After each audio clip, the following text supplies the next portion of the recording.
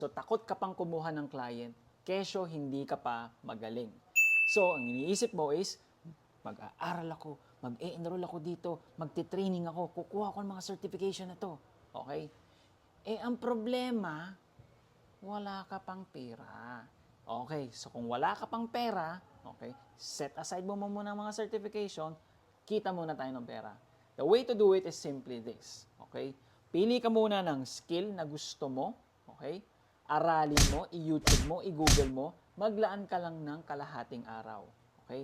And then, step 2 is go look for your prospects, whether they're on job markets o kaya mga kaibigan mo, and tell them na, pre, nag-uumpisa lang ako, gusto kong i-execute to, baka pwede ito para sa mga kaibigan mo.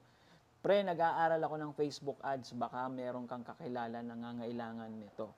Pre, meron ako ditong natutunan about YouTube marketing, baka may kilala ka na nangangailangan nito.